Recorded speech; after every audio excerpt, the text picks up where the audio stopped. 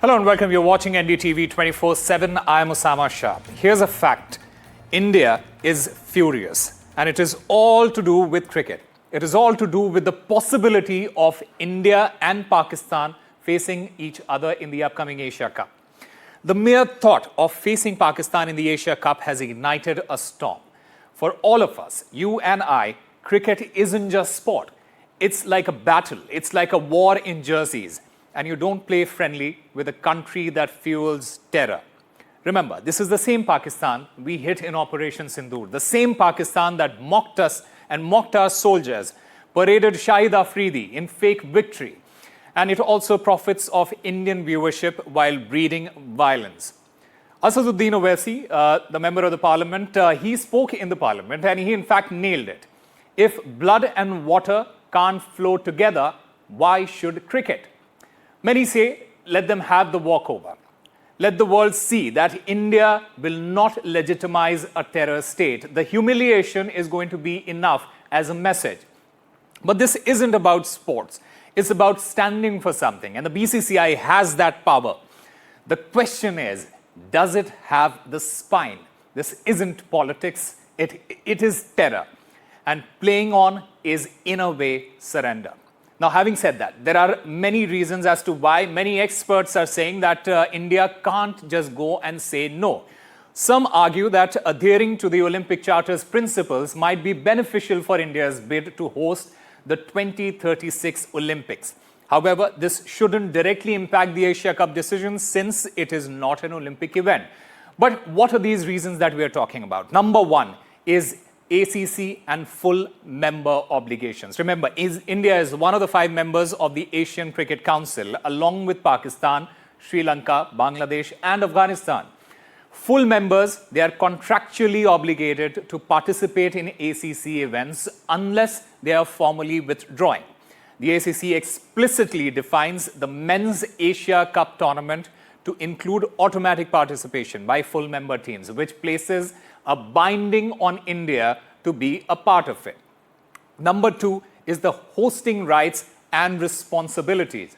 Now, India holds the official hosting rights for the 2025 Asia Cup as per the ACC's invitation. Now, even if matches are shifted to neutral venues, in this particular case, it has been shifted to UAE due to political tensions, India still remains the formal host and hence it is expected to supply administrative as well as cricketing input. Number 3 is the broadcast and financial commitments. Remember, Sony Pictures Network India, it holds the broadcast rights worth approximately $170 million under an 8-year deal from 2024 onward. Another point is ACC revenue sharing model. It gives each full members 15% of broadcast revenue, with India withdrawing. That contract and all those contracts would need renegotiating, destabilizing ACC's financial model and hurting other board members' revenues as well. So a lot of responsibility hence falls on India in that particular sense. Number 4 is the precedents and geopolitical constraints. Remember, in 2023 and again in 2025, during the Champions Trophy, India refused to travel to Pakistan. Instead, a hybrid or neutral venue model was adopted, with India playing elsewhere, in this particular case, UAE. Now, similar arrangements are expected for Asia Cup if India does participate. Like I said, those matches will be taking place in UAE at the moment. Now, the Indian government's position and advice are decisive in these particular decisions, because BCCI has indicated that its stance will follow the government council. Now, another important part is the political leadership in ACC. The ACC is currently chaired by Mohsin Naqvi, the Pakistan's interior minister. He's also the head of the Pakistan Cricket Board. The BCCI, in fact, reportedly conveyed its withdrawal verbally to ACC, but a unilateral exit may provoke legal and governance disputes with ACC structures as well. There have, in fact, we'll come back and speak to the former India cricketer, the legend himself, Mr. Syed Kirmani, and get his thoughts around what it means for an India-Pakistan match to happen and what are the repercussions if it doesn't. But all of that after the break.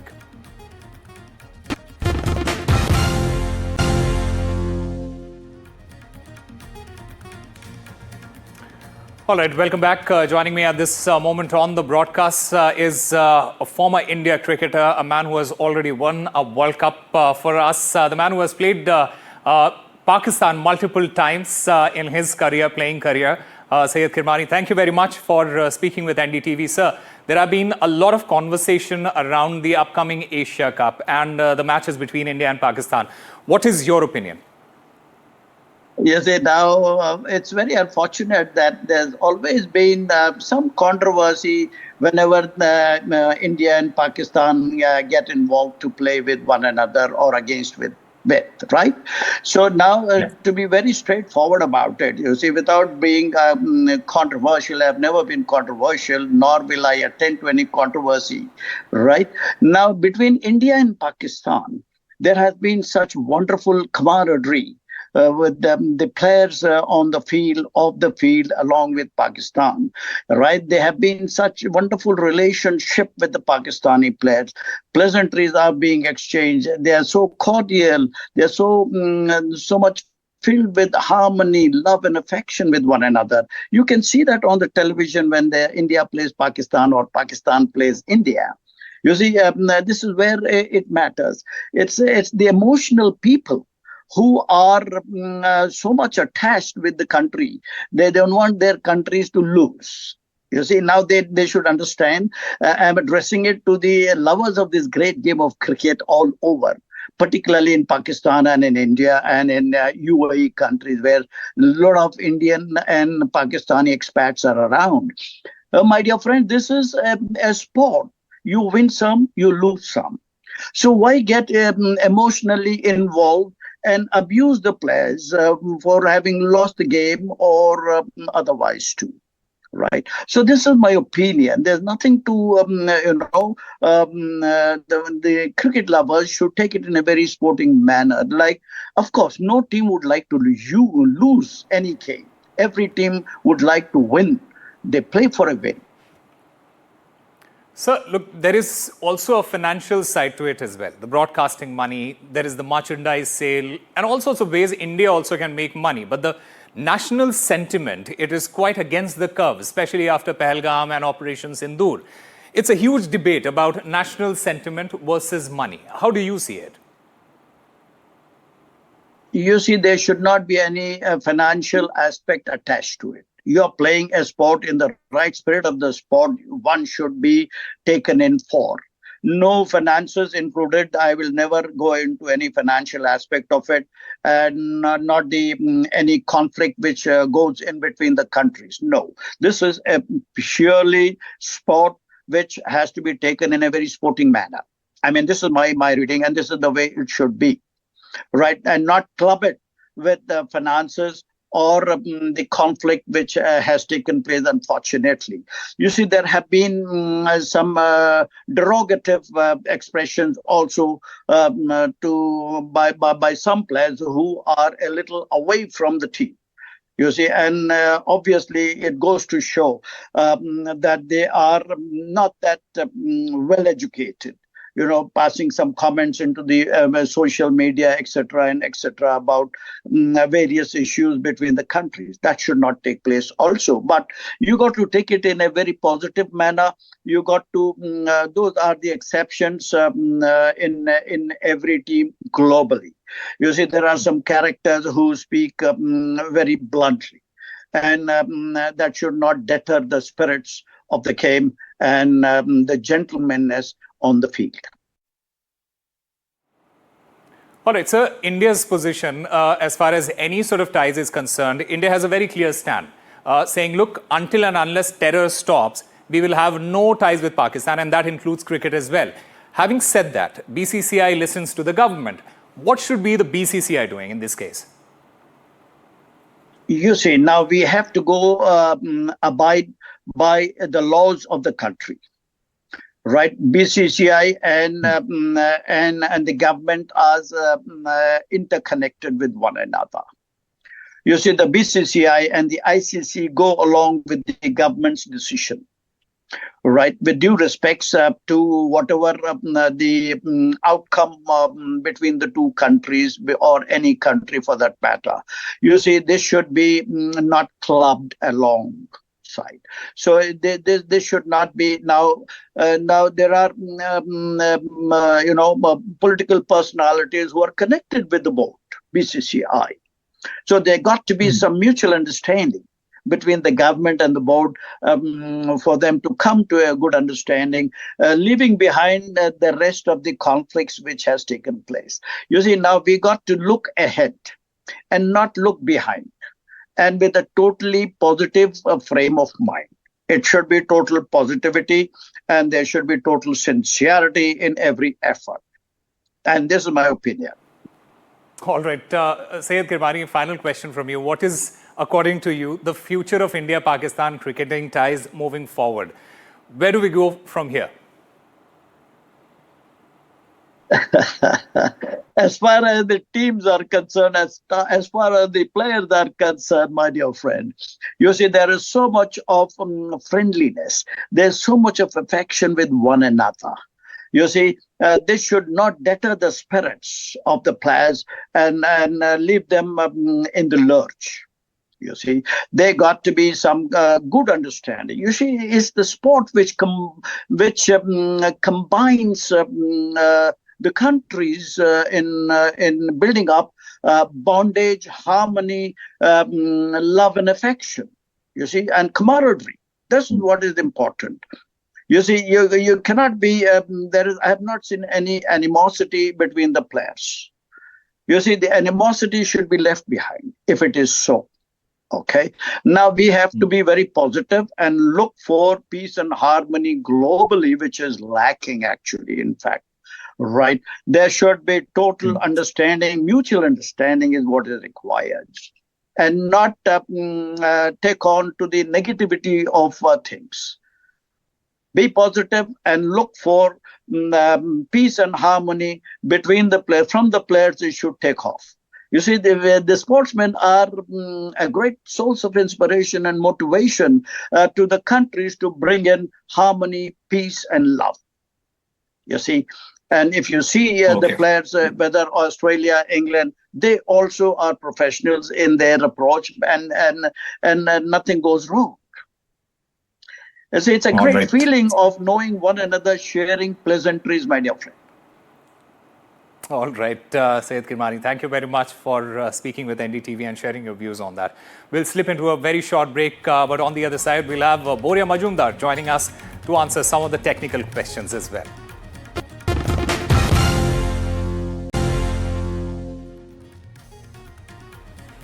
Welcome back. Joining us on the broadcast is Boria Majumdar. Boria, the first and very obvious question to you is that India's stance is very clear.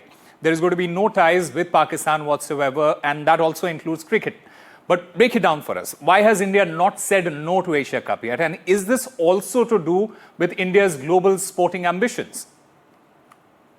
Yeah, I mean, I don't find this as a dichotomy. At every point in time, Amit Shah and the government has been very clear that there is no question of sporting relations with Pakistan. And if anybody thinks that the government wants to play cricket with Pakistan or allows cricket with Pakistan and embraces, that's wrong. You have to understand the Asia Cup in terms of geopolitics, India's larger global ambitions. Do you think the government will allow an Indian team to go to Pakistan and play a bilateral series? No. Do you think a government will do that? Even if Pakistan was hosting the ICC Champions Trophy, did you see India go to Pakistan and play that game? No. Given India wants to host CWG, given India wants to host the Olympic Games, given India has larger global ambitions, given that Jai Shah is currently the chair of the ICC, given there are many, Rajiv Shukla is a politician, absolutely this is a government call. It's not Jai Shah's call, or it is not Rajiv Shukla's call, or for that matter Arun Dhumal's call, whose brother Anurag Thakur is a senior BJP functionary. The fact is, this is a government call given India's larger geopolitical stand, and that is the call. It is, government doesn't want Pakistan. No one in this country wants Pakistan. It is a rogue state, everyone knows that.